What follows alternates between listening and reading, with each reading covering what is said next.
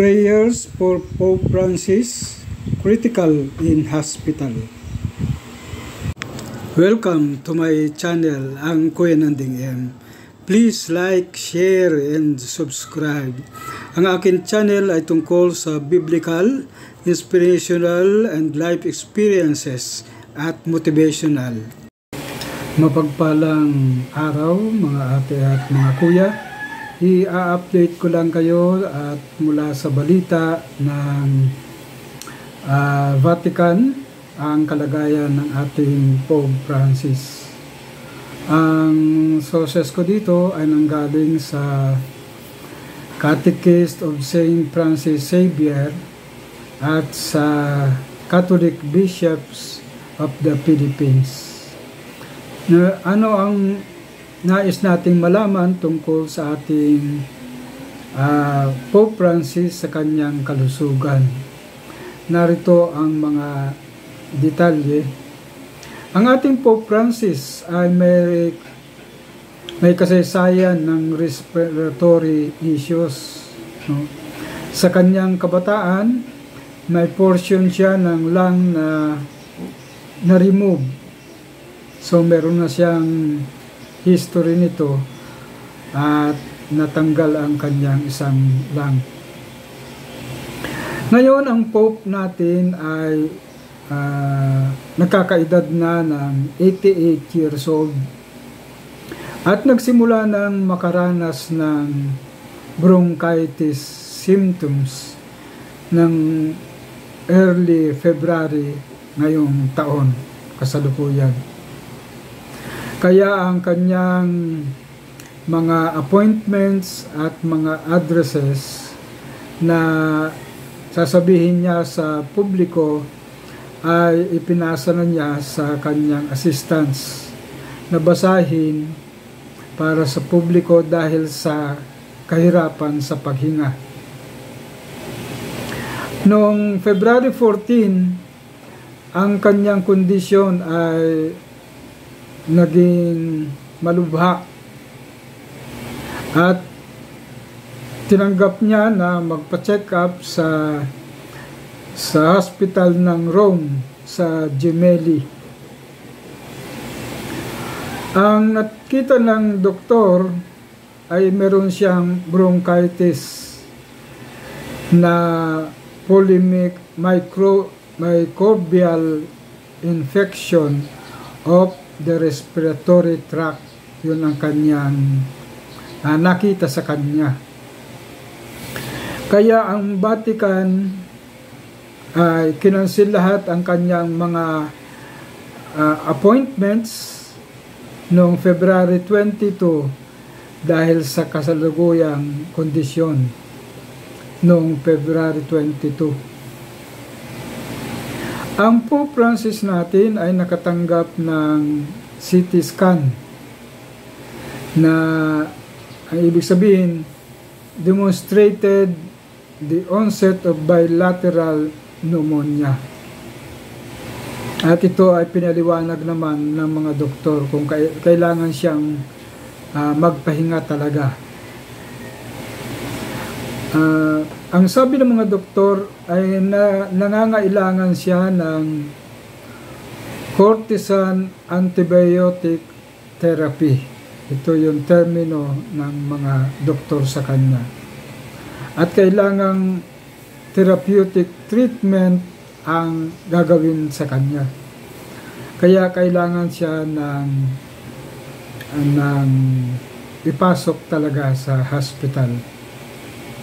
Ang press statement na lumabas sa kanyang mga doktor, all tests conducted up to today, ito ay nung Saturday, are indicative of a complex clinical picture that will require an appropriate hospital stay. Ibig sabihin, kailangan siyang dalhin talaga sa hospital at mag-stay doon ng ilang araw. Ang kanyang kahit siya'y nasa hospital, tumatanggap pa rin siya ng mga tawag mula sa Holy Family Parish sa Gaza na kanyang nasimulan na matagal na noong October 7, 2023 at patuloy na nagka-communicate sa kanila. Noong umaga ng February 19, according sa press office, ay kinumpirma na ang Pope Francis ay nakapahinga ng buong gabi at gumising siya, nakapag-breakfast at ang sabi sa press statement, ang Pope Francis remains in good spirits. So malakas pa rin ang espiritu ng ating Pope Francis. According to source, the Pope is holding up well and that has spent needed ventilator, oxygen, mask.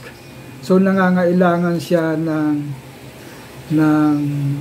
ventilator, mga oxygen at mask, kaya makikita natin na meron siyang tulong sa paghinga.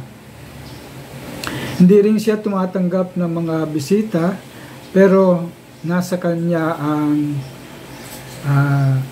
tumutulong ang kanyang mga secretaries na patuloy na umaalalay sa kanya. Kaya ang patuloy na hinihingi ng Catholic Bishops Conference of the Philippines at sa Vatican ay ipagpatuloy ang pagdarasal sa ating Papa. Kaya nga napakahalaga ito sa atin dahil namomonitor din natin ang kalagayan ng ating Pope Francis kahit may sakit. Dahil ang kanyang buhay ay buhay ng paglilingkod sa ating sambayanan at sa kapuluan.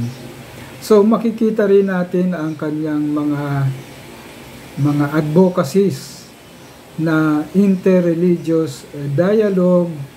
Meron siyang lahat ay kinakausap niya, maging ang mga Muslim, mga Buddhist at iba-ibang mga tao upang magkaroon ng pagkakaisa. So makikita natin ang katatagan at ang kalusugan ng ating Papa ay napaka critical. Kaya nga isang magandang paanyaya sa atin na patuloy nating ipagdasal ang kanyang kalagayan at upang tayo ay magkaroon ng balita sa kanya kung ano na ang kanyang update. So sa kasalukuyan, ito po muna ang aking update at sana ay sama-sama tayong kapit-bisig na magdasal sa ating Pope Francis. So ito po muna si Kuya Nanding and God bless po sa ating lahat.